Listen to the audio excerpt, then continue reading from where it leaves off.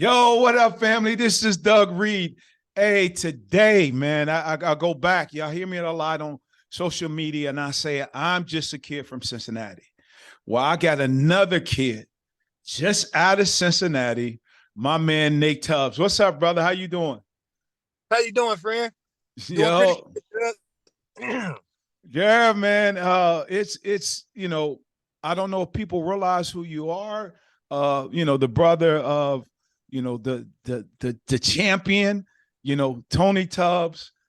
Actually, we know he won the title back in '86, and we're gonna get into that and some people he fought, but and we know you. I know you as a boxer, entrepreneur, father, just an impact. But we gonna get right into it, though. So I asked, like, who is Nate Tubbs? Well, basically, I'm just a kid out of Cincinnati. Grew up in the Walnut Hills area, and just been determined to do a lot of different things because I've seen a lot of different things, And one thing I did learn is being successful is a choice. Most people make bad decisions, and a lot of people around me made a lot of bad decisions. But I come from a family of 20 siblings. I got 12 sisters and I had 8 brothers. I had a brother get murdered in 1980. That changed my life. Made me a very violent person. I was, start being in the streets and, just start making a lot of bad decisions and understood the year 2000, I've been blessed. Yeah. Never been, sent to the penitentiary, and I did a lot of bad things in my life. And for the last 20, 25 years, I've been, trying to pay it back. I started a group home in 2000. I Mm. walked away from the streets. Well, And but you know what? Let's go back though. Because you said a lot, and one thing that I know, there's a brother up in Boston, man, DJ E Double, and I love this cat, man. One of the things that he told me, he's like, OG, the thing that you got to do is you got to start accounting for those details, and you hit a lot, like you gave us the ingredients, but I'm getting ready to put the label on this joint. So what I'm saying is, you said you mentioned all your siblings, like you said what, 22 siblings? now we got 20, 12 20. girls with 8 boys. Where did you fall in that at between from the youngest to the oldest? Well, the youngest is 57. I'm 58. And then I got 6 sisters up under me. And I got 6 over me. I just lost my youngest sister about maybe a month ago. She died of cancer, and she was the youngest of all my dad's siblings. Yeah, I'm And sorry to hear that. My prayers to you. and then I got maybe about 6 outside brothers and sisters. But I come from a family, we don't believe in that step brother and step sister stuff. Yeah. We are daddy seed. We are daddy seed. I come from a tight knit family. That's basically how we was raised to kind of stick together. And I think I'm losing you a little bit. just got a bunch of kids. Just got a bunch of brothers and sisters, and mom and dad stayed together until my dad passed away. And my mom, 84 years old, and she's the strongest woman I ever known. And just trying to make a difference. Tony, my brother Tony, always boxed. I played basketball, starting out for about 15 years, and after and I had a brother named Derek Tubbs, got murdered in 1980. Yeah. And Yeah. just made me a violent person. I had a lot of hatred in my heart growing up. Became a very violent person. And like I said, I woke up in year 2000 and chose, I got a good heart. Yeah. My whole life is about helping people. I come from a helping family. And But how was that growing up as a kid, though? I mean, we're from Walnut Hills, out of Cincinnati, Ohio. How right. was that? Let's say your early years. Let's say your youth years and your teenage years. Like, how was that growing up? I mean, what were some of course, we know the influence from your brother, but what were some of the other influences that you had? Well, my biggest influence was my brother Derek. Mm-hmm. Uh, you know, I ran behind him because Tony was in California fighting for Muhammad Ali boxing team. And you know, and then all my other brothers and sisters, they working guys. Derek, me and Derek was mainly, and my little brother was mainly street guys. We was in the streets hustling, doing this and that. And I ran up behind my brother Derek. You know, it wasn't nothing he couldn't do, and everything he did, he was good at. You know, he Right. was more specialist. You know, and he got murdered at 18 years old. You know, and that changed my life because he was everything to me. He taught me Hmm. just everything I know. You know how to do this and how to do that, wrong from right. You know, and then once he got murdered, you know, I was in the streets real heavy. You know, as I've been out on my own since I was 13 years old. When he got murdered, Tony had turned pro and bought a house in College Hill. We had lived on Gap in Walnut Hills, and I chose to stay down on the second floor. Hmm. My mom and dad say, as long as I go to school, I can stay there. Because I never really had a childhood. I don't know nothing about riding bikes and playing games. Majority of my closest friends is 20 years older than me. Yeah. You know, I ran around with the Bo Gators, you know Yeah. what I mean, the Chucky Rankins and all the, you know, the celebrities of the neighborhood. Yeah. And I looked a lot. You know, I led a fast life, you know, but one thing I did have for having 20 siblings, I always wanted things. I had the desire to have. And my dad was a hardworking man. My mom was a hardworking woman. And that's all I ever seen. Whatever you do, put your all in it. So when I was in the streets, I put my all in it. I didn't Right. have understandings about certain things because, you know, I live by a set of rules and I obeyed by them. You know what I mean? And I thank God I was very successful. You know, like I said, I woke up one morning, 2000, chose not to do that type of life no more. And I walked away. I just socialized myself with everything negative or involvement of anything illegal. And and I do have to say this: when I walked away, I had $2 million. You know what I Wow. mean? It's easy to walk away when you got some money. Now And I was, let's go back with that though. I mean, because now, you know, and even what led to that success. I mean, what time period was that? What was actually going on without really getting into the details of everything?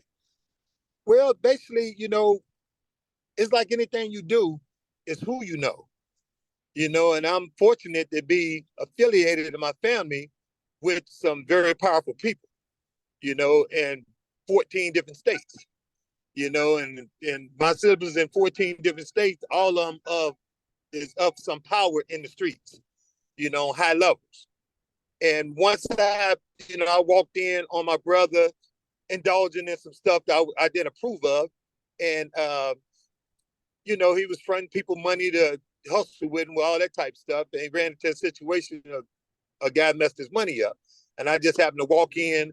He was indulging in some things that I disagreed with, but having a brother get murdered and close as we was, it took a toll on both of us. Yeah. He just went Yeah. one direction and I went the other, you know, and And I imagine this was in the what early '80s, mid '80s, probably during the we talk about the 1986 Anti-Drug Act, the crack law. Was this during that particular time period? it started kind of before the end. Like I think 19 my brother was killed in 1980. All this started 80, 81. Mm. You know, and it just blew up, you know, because he introduced me to somebody that showed me some things and and I took it from one level to the next and you know, instantly, you know, because the things he showed me I didn't too much agree with. And I felt like, you know, if you're gonna do something, you gotta be fair. I'm a fair person. And so I went from what 48 grams to 20 kilos. I Wow. became a major powerhouse for a lot of years, Right. you know, and but I had good intentions. Yeah. So it just showed me a lot of the different things. I learned a lot, and thank God I was able to walk away from it without no problems and live a pretty successful life. Yeah. You know what? And I think about that. I mean, because you know, I graduated in '81 out of Withrow High School. You know, and even within my family, you know, my family, Right. you know, we had some hustlers in the family, you know what I mean? Right. And when you start thinking about influences, like you said, you follow behind your brother, but Right. you've seen the success of it, and you're just like, okay, well, I can get down with this, and I can be successful. I can have, like you said, you wanted things. So based on things you want, you knew how to get it. But we think about this, what was going on. A lot of times I look at this because, when you're in the streets like that, of course, there's the bad name that you get, whatever you're doing to your community or whatever. But Right. this was the entrepreneurship. This was a way that during that time, this was a success. And even with that going on, I know for all the guys that I know that was hustlers back then, they all gave back to the community. And You I know what I did a mean? lot of that. They I did all a gave lot of back that. to the community, because one thing even yourself, and I know you, one thing that they realize is they're going to afford these youth some opportunities that they didn't get. So what they did, they took care of that. They may have, flew them to a basketball tournament in California, or a baseball game in Florida, or, paid for the uniforms. So that, and what that establishes is hard. But unfortunately, there's the illegal part. Because now we talk about, even today, we talk about marijuana. Like, marijuana wasn't legal back then. Right. And the government, basically what we're saying, what the government is saying now is like, yo, y'all made a lot of money, and now I can figure out how to tax it. So I'm gonna make it legal. You know what I'm saying? And we Right. know, They did that with a lot of hustles. you know what I Bootleg. mean? And the prime pimps, and what we realize is, and I think about my own personal journey, because I was in a situation where I knew the streets. I wasn't in it. I was far enough. I always tell people, like my mother used to tell me, you say, you're not the smartest joker in the world, but you ain't the dumbest either. And the thing about it was, I knew the streets, but I was on the curb. You understand what I'm saying? Like, I didn't get totally involved in the streets, because then I knew the repercussions. But I know, and I remember a very close friend of ours, I won't say his name, but we were real close. And I remember him coming over to my crib, even when I joined the military, and he came over with a bag, like a small, book bag. And Right. I remember him opening the bag up and was like, yo, Doug, I'm telling you, man, I'm killing them out here. And he opened the bag, and it ain't nothing but money. And I'm like, yo, and I'm in the military, and I'm like, yo, okay, yo, what I got to do? You know what I mean? But something that I knew was I couldn't get involved in that hustle. Right. I knew I couldn't get involved in the hustle. I'll even take it even further. When I went to Germany, I think, with back then in the 80s, you was selling, weed in a little envelope. They call it a nickel bag, and you was getting 12 Right. to 15 joints, right? So now when I'm in Germany, I'm in Frankfurt, Germany, the country I don't know, but once again, everybody's hustlers. I linked up with the dudes out of Philly, and I linked up with the dudes out of New York. And they was like, yo, this is what we do, man. We got a matchbox, right? The matchbox costs $25.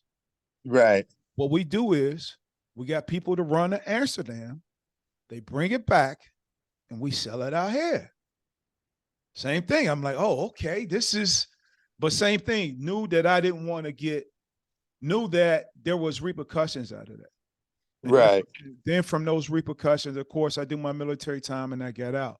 And even when I got out in 1990, and I remember coming back, I was up in Fort Dix, New Jersey, and I'm still in Jersey. And I Right. remember when I came back to Cincinnati, and I was coming. No, I'll take that back. That was 87 when I came back home, and I came through the hood, and I was like, yo, everybody that I knew, I grew up with, was balling. You know what I mean? Everybody was balling. But the other part was, some of the chicks, as we say, that I was in love with, I'm like, yo, what happened to her? And they would say, yo, she on that thing. You know what I mean?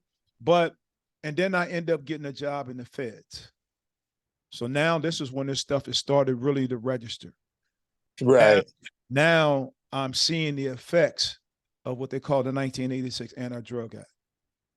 Now the crack law. Now I'm seeing the effects because now I'm seeing the disparity based on, okay, there was some illegal activity, but now we're dealing with the disparity of the game. The white boys got the same amount of weight. They got pure cocaine. My man got crack. You give him 5, but you give my man kingpin charge. Right. You know what I mean? And then even what you said, so much was going on. Now we talking about the violence of everything that happened. And then you mentioned it, like, yo, my brother, 1980, lost his life. Now he lost his life to what you have been actually accustomed to. And that really hit you hard because one of the things I know, and I've been in this field of mental health and people are asking me, how I deal with certain traumas. I'm not a doctor or nobody. I only have a college education. But what they're doing is they know that I can actually tell a story. So they're asking me about my lived experience. And that's the same thing that you're doing right now. You're actually sharing your story. I tell people, like, everybody can tell a story, but everybody can share a story. And that goes back to now you got a death in the family to somebody that you were real close to, like your mentor. How did you really get past that? Or you didn't get past it? I know because you say you turned into a violent person. Tell me more. Tell me more about that. I became very violent because I had a lot of hatred in my heart. Like I got kicked out of Withrow in '82. I was there. I got kicked out of Hughes. They sent me over to Withrow. Me and my brother Bruce, that's a year older than me. And we was in the same situation. We got in trouble. We was going to be kicked out. And I had a very short temper. It was a guy named Anthony Jones.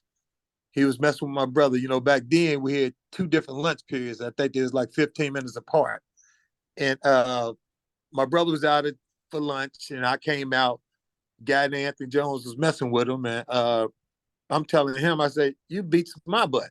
I know you can beat this guy." He got to talking. I ended up knocking him out, getting kicked out of the school. But my brother Bruce graduated, and I always respected that. And from that past experience, all the way up until the day, like I always been a businessman since I was 18 years old. When I got kicked out of Withrow, I turned pro. Tony took me to California in 1987. I turned pro, started boxing out there, and stayed out there. Here 1 fight in '87, and sat out there on the shelf for 2 years. I was whooping all the heavyweights, but in all the gyms in California, I could never get a fight out there. Mm-hmm. So I was in the streets. I made a lot of contacts and connections out there. So situation happened, and I came back home with like 100 bricks. You know what I mean? And start serving half the city. And then I started promoting I started my own promotional company in 1987. Mm-hmm. I was 89. 1989, I promoted my second fight and all the way through up until I became champion. But after my brother got killed, I started thinking differently. I always felt like if I had a fight with somebody, they'd come back and shoot me and all that. So I always was inferior to that. So when I had an incident or fight or something, I might whoop a guy for 2 hours, make sure he go to the hospital so, he get time to think about that he was wrong or whatever. But that was my frame of thinking back then. As you get older and start making different moves and run into different people, and I had a mentor out of California. He just died maybe 2 months ago. 40 years of friendship. Guided me through my illegal things in my life, the drug life. He taught me a lot of different things. He was my major connect. And having a connect put you on a whole different level in any city, because I was able to undercut prices to all the major dealers in the city. I never dealt with no small guys. I mostly dealt with all the players in the city in every neighborhood. And a lot of people didn't know about me until they messed my money up. They messed my money up. I had to send a message. Yeah. And I got my point across. I might have lost some money a couple of times. Other than that, I was very successful. Then I got into real estate. I started buying. But let me ask you something though. I mean, let's go back, because now you say you went out to, California, and Tony was out there. Right. Let's talk about how that feels, because now Tony is when you go back and you start You know, I'll tell people, look, Google it. You know what I mean? If you don't know, Google it. You know, Google Tony Tubbs. But and I remember even in the Olympic times, and we got to think about, you know, the people that I know as far as boxers that I had a lot of respect for. You know, the Tommy Ayers, you know, the Aaron Pryors, you know, the Tony Tubbs. I mean, for real talk, even my brother, like we had boxing matches. I remember we had boxing matches in our basement against Corey. You know, Warner Hills and Coreyville. You know, but he, I do remember your brother one punch knockout on Leo. yeah, exactly. So, you know, and I remember, you know, Tony Tubbs actually coming up the ranks. I mean, fighting Stevenson. I mean, he fought Mike Tyson. How was that feeling, man? Like you get out to California. Well, even before then, as your brother goes, even before he goes into the Muhammad Ali boxing camp. How did that feel, man?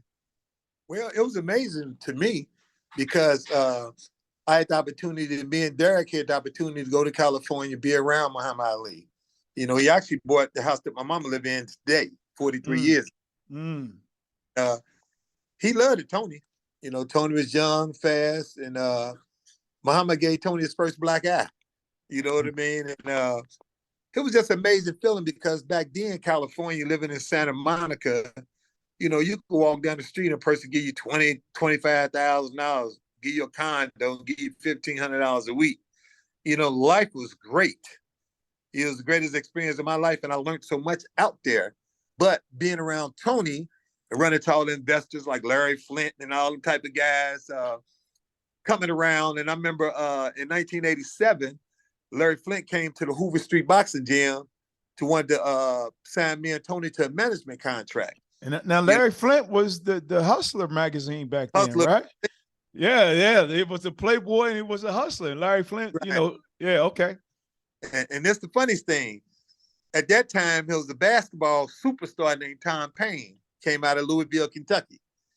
And he was the #1 draft, and I think was like 72 or something. Mm-hmm. But he had just he caught a rape charge or something. He liked it, Caucasian women, caught a rape charge and did 7 years on that rape charge. When I turned pro, he was like 7'2", something like that. And he was Tony's sparring partner. And I came out there and Larry Flint and them came over there. He had about 5 or 6 girls with him. And while he was talking to Tony and, you know, some of our advisors over there discussing a management deal between me and Tony, the girls was over there at the boxing ring and they wanted me to spar with this guy. He's 7'2". I'm 182 pounds, 6'4". And I said, I ain't boxing that guy. You know, I figured, you know, he could hurt me and I can't hurt him. He was muscles and everything. Right.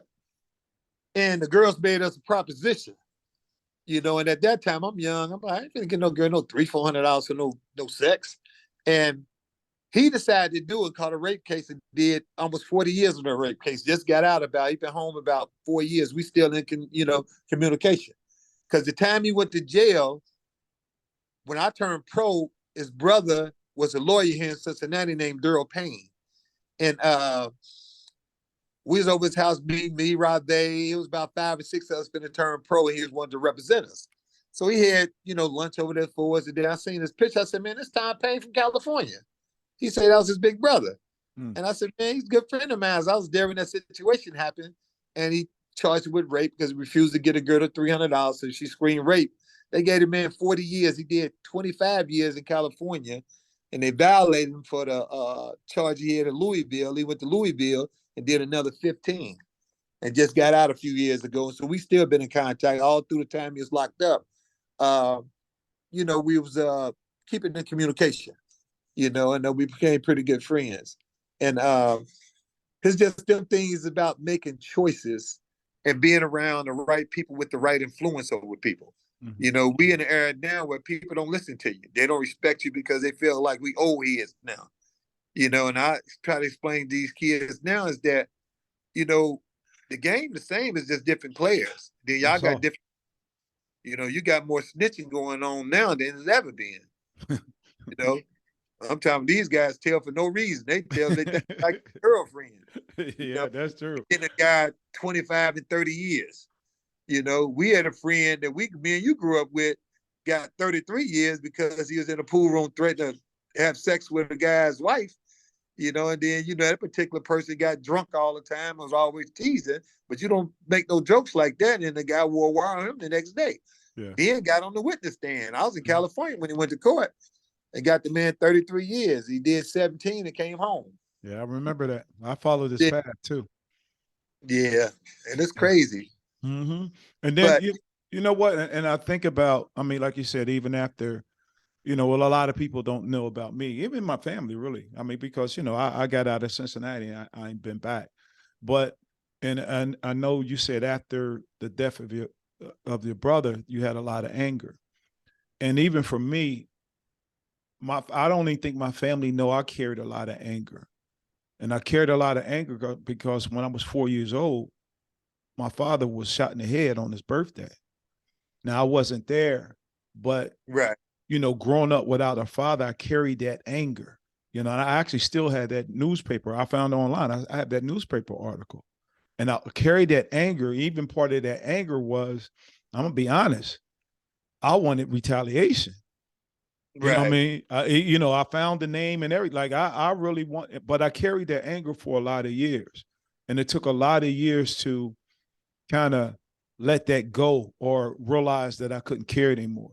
At what point did you realize that you couldn't carry that anger anymore and you had to make a change within yourself? I still got the anger. I never stopped hating, never stopped looking. And then if you didn't know, in 2008, my son was murdered, Yeah. brutally murdered. Mm-hmm. And it pulled me back in the streets. And, my life been messed up ever since.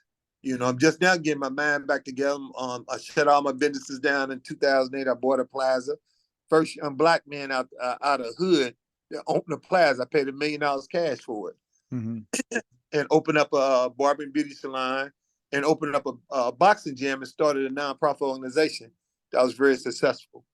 But when my son got killed, I shut down. And I've been shut down ever since. It's been almost 50. This coming September the 26th, it'll be 15 years since Mm-hmm. my son dead. And my life ain't been the same since. I'm just done getting my marbles back. And I got so much vengeance and hate in my heart where I got to do something to occupy my time.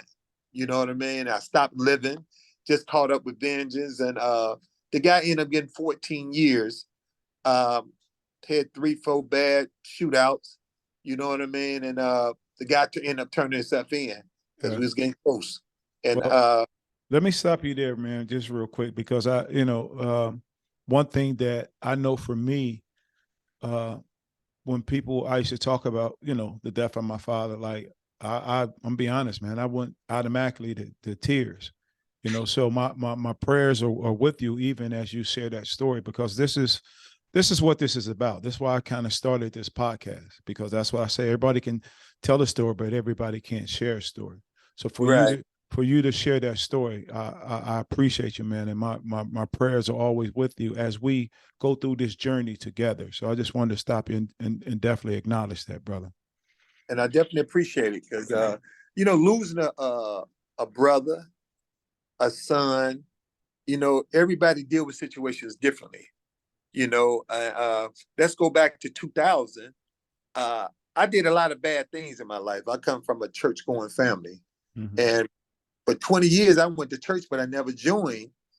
Because I got married at 17 years old and I was married for almost 25 years. Um, but I used to go to church every Sunday. But 6 days a week, I was doing bad things, putting people in the trunk of my car, running people over, shooting at people, and all that type of stuff, because I lived that particular life and I was on a level that they only understood balance. Mm. These guys money they own you. Then a lot of people's like, man, why you do that? Why you do that? I messed up some close friends of ours, and they was like, man, why you do that? I'm like, man, that man owed me $50,000. That's why I did it. Yeah, I ain't hearing them stories. You know what I mean? Why I did it, but it makes you a different person because at the end of the day, I had people I had to answer to. And, I came up under rules. My money wasn't going to never be shown. And I ain't tolerate nobody. The only person going to lose is going to be me. Then I stopped taking losses, and but I woke up one day in 2000 and say I ain't want to do this no more. You know, Mm, you know, a lot of people don't know, doing bad things, you had nightmares. I got a friend now that we both know that, he rode with me for 30, 35 years. And being in California, being out of town and not knowing how to move and how to do this, but knowing that I can take care of myself. A lot of people in my own family don't know I was shot, stabbed twice, and ran over in a car. mm, You know, in my immediate family don't even know that because I stayed in the hospital, didn't want nobody to tell them and stuff like that. And and I never did really speak on it because I'm a vengeful type person. I'm a type of person, if it take me 10 years, I'm gonna get my revenge. That's mm, just my mindset. mhm. I'm just trying to work my way out of that. But it's hard when you got situations like I have. But I'm getting a little bit better because over the last 5 years, I done tolerated more stuff than I would have never tolerated. I opened up 2 businesses in Avondale Town Center. I got a barber and beauty salon and a nail salon I'm at now. You know, been trying to get open for 5 years. And I done had 4 or 5 contractors run off over $250,000 of my money. Actually, it's 550,000. I got 250,000 just in rent. You Mm, know, and the decisions that I made that not, retaliating about that. I'm gonna try the legal part, but the guy that killed my son, he'd be home in a couple more years, and I refuse to get in any trouble because I know with my background and my past and my record, they just need one more time to get me down there. They're gonna throw the key away. right. You know, last time I've been in court, they was like, "You got a record like this? Why you ain't never been to penitentiary?" I want to tell them so bad. Y'all been taking all my money for like last 30 years because this game is about who you know. You get the right lawyer, and first thing come out of my mouth, what it's gonna cost me. Mm-hmm. Not to do a day in jail. Mm-hmm. And I learned a lot. But in 2000, I got sentenced to 10 years in the penitentiary, and spent some money. I got convicted. 3 or 4 of my guys, we all got convicted in the same courtroom, and we all got 10 years. Mm-hmm. All of them went to jail, but we was all in separate cases. All of them went to jail, and I didn't. I just had a felonious assault charge. And the man took $70,000 and only did 6 to 8 days in the justice center. Never had the opportunity to see the penitentiary. But then I understood it wasn't no more second chances. It was over with. So Right. I walked away from that lifestyle and just socialized myself as anybody doing anything, drugs, anything illegal, don't come around me.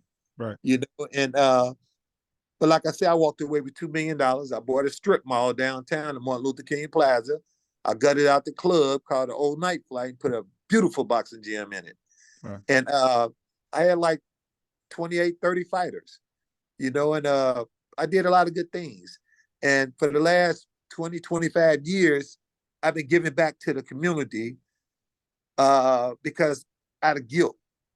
And then there's sincerity, but it was mostly out of guilt because I did a lot of bad things. And then when my son got murdered, I was going to church at that time every Sunday, giving a lot of money to the church, just trying to pay for the mistakes that I made because I Mm-hmm. know you never understand it until it hit home. Having a brother murdered, then having a son, and then in between that time, all the bad things I did, I understood at that point how other families felt. And I know I ruined a lot of families Wow. in 14 different states.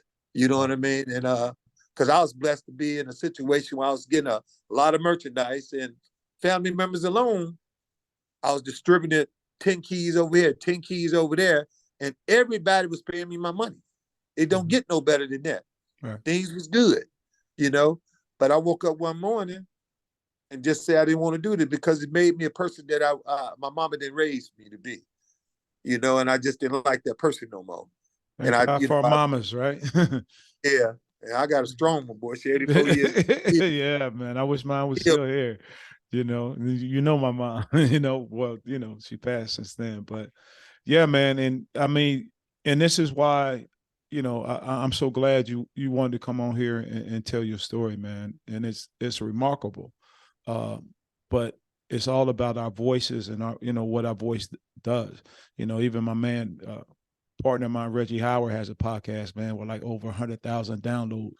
And he was talking about how to leave a legacy, So let us know, like, what are you doing like right now? I know you said you're in the shop. What are some other things that you're doing right now?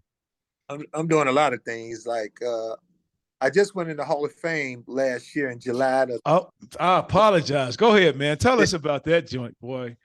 the Boxing Hall of Fame, not for boxing, but for being a promoter. I'm one of the Mm-hmm. best promoters in this region. I promote over 350 shows, I was in the streets getting all that dope money, and I did the right things with it. I bought a lot of real estate back then. That's how I was able to get the strip mall. I started getting into commercial properties, and but I'd have promoted Indiana, Kentucky, and Ohio over 350 shows. So uh, the Hall of Fame in Indiana really did their research on me. They said, "Man, I didn't know you promoted over 350 shows," and he put me in the Hall of Fame. And Wow. he say the good thing about putting me in the Hall of Fame, I'm a draw. I do birthday parties to draw 500 or 600 people. I don't know if it's because it's free and I feed a lot of people good. What it is, you know what I mean? I need to be charging for it, you know. But I always get turnout. Yeah, And well, when I we got to get you back to I'm not far from Atlantic City, man. You got to come to Atlantic City, man, and help bring that city back. I'm doing something big down there. The Father's Day Juneteenth weekend with my man Nathan Smalls, man. We got the Black Excellence Festival. Actually, matter of fact, I need to get some of your barbers and your hairstylists. We got a barber show. We got music. We got the beach. We got the pier. We got everything, man. So we'll talk about that later. I'll send you some info on that, man. But right. I know you do. I know you do a lot of stuff, man. And for them to record in the state of Indiana, that Hall of Fame, to recognize you for what you do, man, it definitely has to be an honor for that. Oh, it was a big honor because I went in with Don King, Carl King, Felix Trinidad, Antonio Tarver. I went in with my who else went in there? I went in there with some superstars. And I felt You're a superstar, bro. For I real. felt privileged. These guys is major superstars. You know what I Yeah, mean? I yeah. felt real privileged. And then, I had about 150 people come down from Cincinnati. And the guy said, "Boy, whenever I do anything, I'm putting you, we was just talking, when you do any events, you want ticket sellers on there. Yeah. You know what I mean? And I just made my reservations go this year because we got Larry Donalds going in. Then I fought David Two on a 2-day notice back in 1998. He's going in this year. So I Mm. talked to him the other day and looking forward to seeing him. And, he said he was glad he, got a chance to fight me on a 2-day notice. You know what I mean? Yeah. And, but like I And told him, everything happened for a reason. You know what I mean? I lost to him. I kind of went in no shape and got out of jail, but they gave me $150,000. And, young man from the hood, I'm taking that money. At yeah, that time, because I had a plan for it. You know what I yeah, mean? I bought absolutely. my first home. You know what I mean? Took my kids out the hood, put them in Forest Park in a beautiful home. Yeah. And but a lot of different things is that you learn. And then I'm a type of person, coming from the streets. Most guys don't share their outlets. I always Mm. been a type. I like to see the other guy elevate to the next level. So I'm always sharing knowledge or resources and stuff like that. I was on a podcast last week, and I think the guy from the Bronx, New York, Okay. a friend of mine's I forgot what the name of it, but it was through a guy from through Houston, a friend of mine's named Anthony. And he hooked me up and wanted me to come on the broadcast. And they got so many reviews and downloads and stuff. They want me to come back on because Absolutely. we talked about businesses and, you know, the things I'm capable of doing. I had a group on for like 20 years. I had Wow. 7. You know what I Mm. mean? Now what I do, ex-fighters and stuff, I try to get them involved with group homes. And then I spent, me and Tony got the best of 2 worlds. Tony spent a lot of years with Muhammad Ali as his mentor and protege. And I spent 24 years with Mike Tyson. Mm. We all up through Lennox City and everything, 24 years. You know Wow. what I mean? And I was on the phone last night. These guys, a lot of people reach out to me because I can go directly to Mike. I call his mother-in-law mom, call his daddy, his daddy-in-law's from Philadelphia. You Oh, know I what I didn't mean? know that. Was head of the Black Mafia there. Yeah. He sort of be there. He got a Yeah. powerful daddy-in-law, you BFM. know. They all love me. You know what I mean? Because Mike's respect me and they not used to seeing that. But what I explained to them, I command my respect. I'm not going to tolerate him disrespecting me and nobody else, you know, because I'm a man at the end of the day. Right. But I bring something to the table. They not, you know, they used to his friends coming around big and using them. And I always carry my own weight. You know what I mean? And but I'm business. My attitude is business. So I talked to Mike and him about trying to open up a group home. I was just at his house 4 months ago before he moved to Florida, and finna get him to start a trucking company. Because I started a trucking company. I was trying to explain to them, you know, everybody want to be in business with Mike Tyson. You know, and I was booking Mike and making appearances here and there. And then, you know, I was only getting 75,000 for him to make an appearance. And then we had a conflict because his wife don't want Mike to move for less than 150,000. Mm-hmm. And I understand that, but you know, you getting 150,000 once, twice, maybe 3 times a year, but I'm getting you 75,000 every other month. You know what I mean? Do the math. You know, and so, you know, I talked to my booking agents and all them. I said, we just ain't gonna present Mike with nothing else. Cause I got like a maybe $7-8 million deal on the table for Mike. Yeah. You know what I mean? And I ain't even presented it to, I did send it to his wife though. Mm-hmm. But you know, she said they'll look into it. But then, you know, I didn't push it because Mike don't need no money right now. You know, he's comfortable. Yeah. You know, he's doing a lot of different things. And then I had a $10 million registry down in Vegas at the Palms Hotel. Yeah. You know, and Mike said it was too much of a commitment for him. Then I understood that. Yeah. You know, and the guy ended up, you know, resigning from the job because they didn't give him the authority he thought he was going to have. Yeah. But, you know, and then on this other podcast, we was talking about me sharing outlets on how to, you know, remember the Avondale Town Center. Remember the Avondale Town Center? Yes, sir. You know, I've been here 5 years and I ain't open yet dealing with different contractors. Mm-hmm. But you never go somewhere and a person giving you $150,000, $200,000 to open up your own business and you don't have to pay the money back. You know, I got a construction company. I got actually 2 construction companies on here over 25 years. You know, don't know how to do none of the work. All the years I've been in real estate, I should have learned how to do something to work. But what I did learn is how to go get them folks money. Mm-hmm. Them Caucasians giving up their money, I know how to go get it. Mm-hmm. You know, so what I started doing in Avondale Town Center, it's a whole new development now. Mm-hmm. They put $43 million in here, and they got retail spaces. They got about 10 resale spaces in both buildings. So you're looking at 20 spots over here. 5 years ago, I had all 20 of them. You know what I mean? But I had a couple of $1 million. So they kind of respect that. You know, they kiss their ass, you know what I mean? Anything I wanted, they cooperate. You know what I mean? But then it got to the point, this barber and beauty salon and hair store, and then I got a full-fledged nail salon.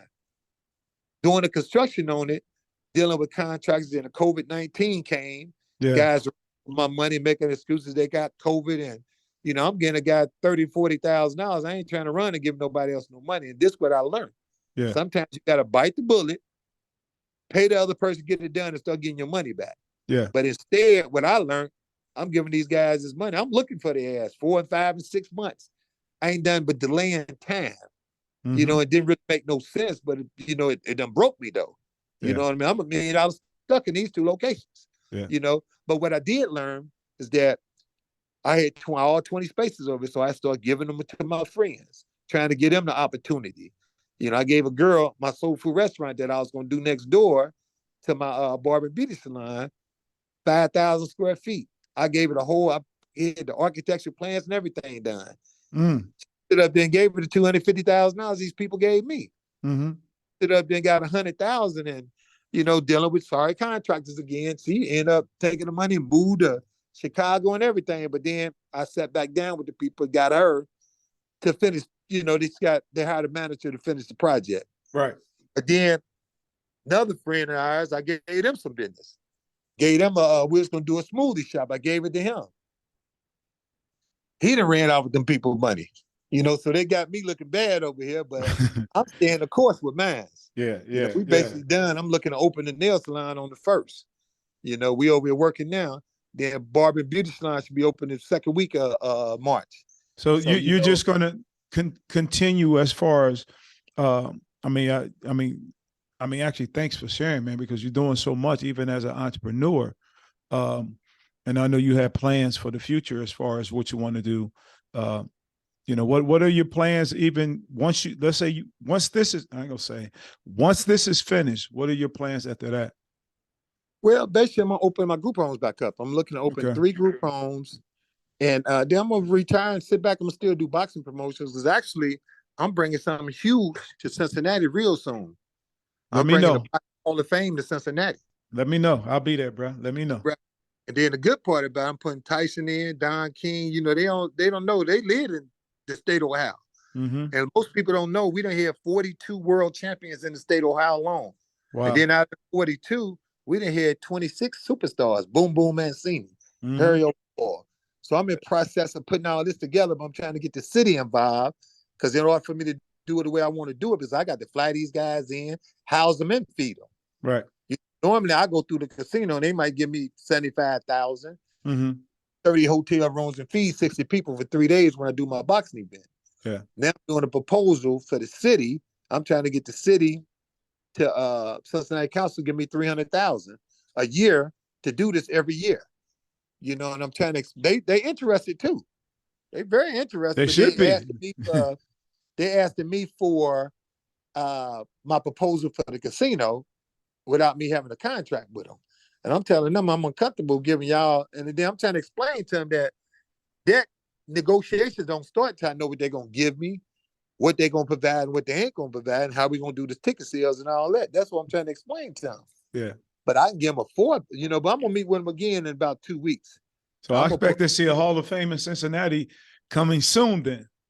coming soon, real soon. If Yeah. I got to use my own money to do it, we gonna make it happen. Well, you definitely let me know, and I definitely have to come, man. I would love to be in there when that happened, man. Because I mean, hey, let's check this out. It's Black History Month, bro. So you get Right. ready to make history. You know what I mean? Right. You And know. then I might So do it around the jazz festival time too. yeah, I yeah, was expecting to do it sometime in March or April, but the city moving too slow. The guy I was dealing with, yeah. he won the Senate seat, so he going to Washington, but he's still gonna follow this through. They did a statue of Edgar Charles down Yeah, on Edgar Charles yeah. in that little Law Park. They did a beautiful statue of him. Wow. Then I spoke to the Cincinnati Park Board in the city about doing the boxing Walk of Fame. Putting our Hmm. pictures on everybody, our records and stuff. They Yeah, interested in that too. yeah, They just moving too slow. yeah. Well, that's what the city do. I mean, Yeah, they that's moving why. too slow. I mean, that's how we, like you said, you leverage with the politicians and everybody that you know, because that's one thing about. I mean, from city government to county government to the federal government, it's always a slow process. It's always the hurry up, but you got to wait. You know what I mean? But look, Right. man, we gonna I'm gonna shift gears a little bit. I mean, I could be on here for another hour with you, bro. But I got this thing, man. What I do, I call it the Let's Go Challenge. What I'll do is I'll shoot a word to you, and you tell me the first thing that comes to your mind. Okay. I know it's a lot of pressure, but you used to handling pressure. That I All ain't. right, so we're gonna start it off. You ready? Yeah. Tony Tubbs. My idol, inspiration, my motivation, and everything else. Mike Tyson. My brother, good friend, 25 years with him. I learned a lot, made a lot of connections, and they calling me every day about Mike Tyson because they know I'm the one who can go directly to him. Hmm. Wanted heals the community. Community that I could never forget. I remember the first time I started doing interviews with Showtime and HBO when I started fighting on TV and stuff like that. I always spoke about Wanted Hills in the pool room. Mr. Red, Yes, sir.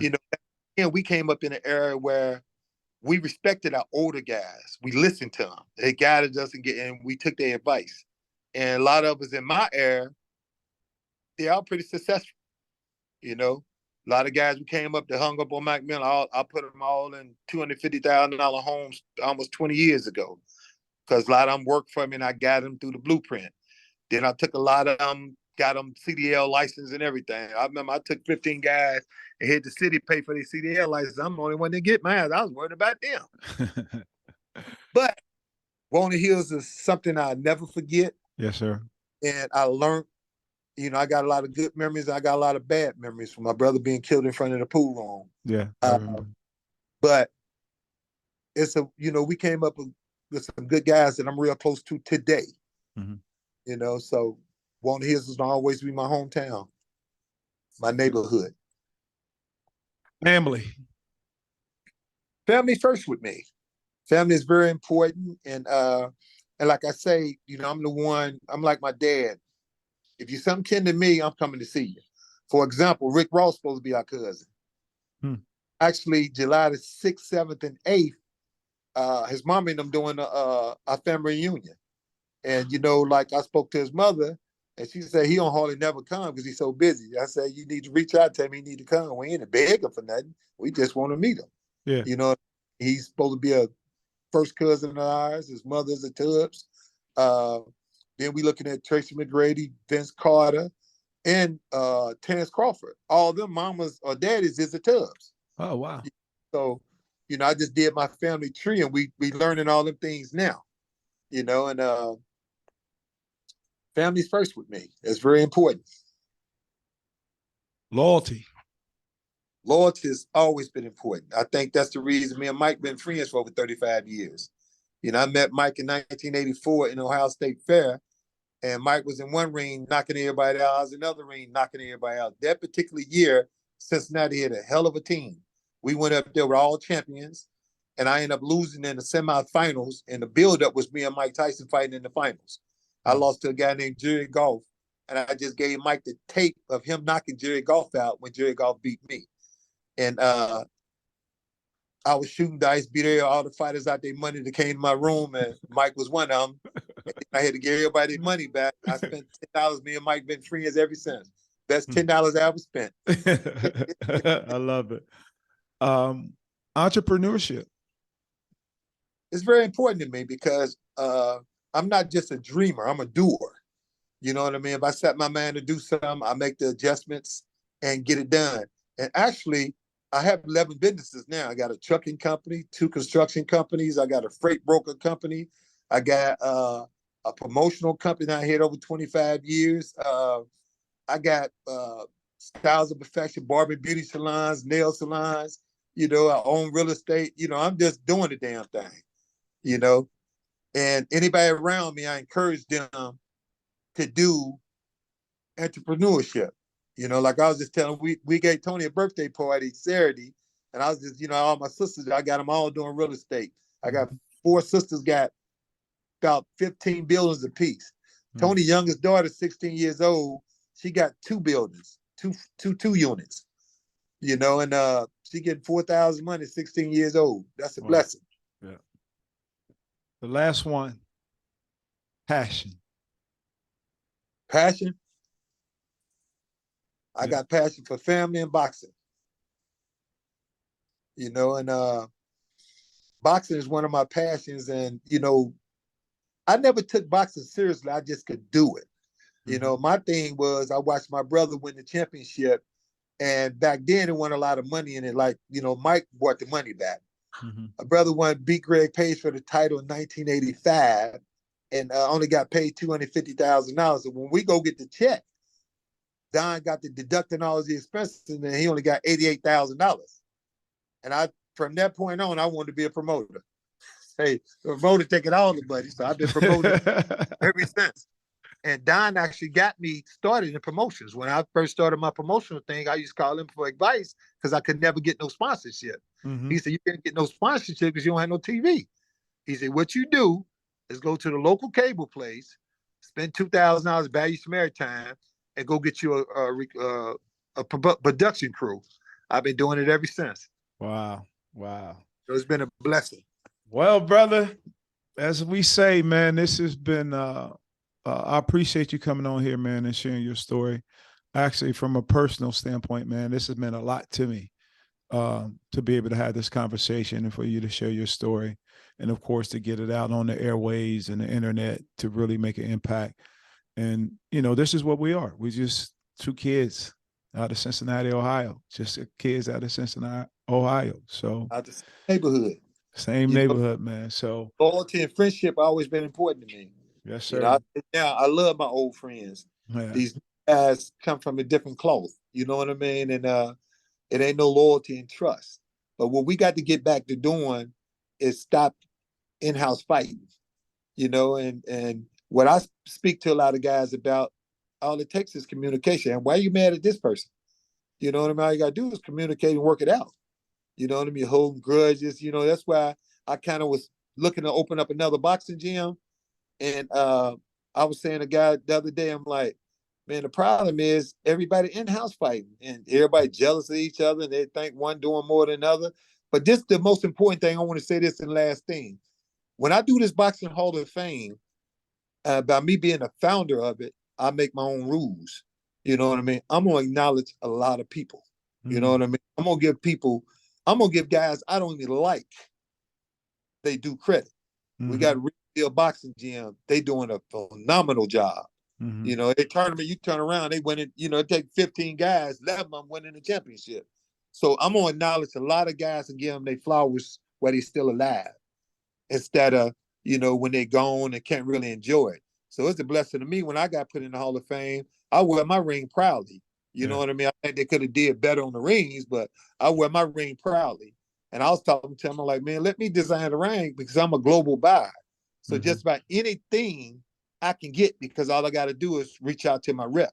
He'll get me directly to the manufacturer, whatever I'm trying to do. Yeah. Well, because brother.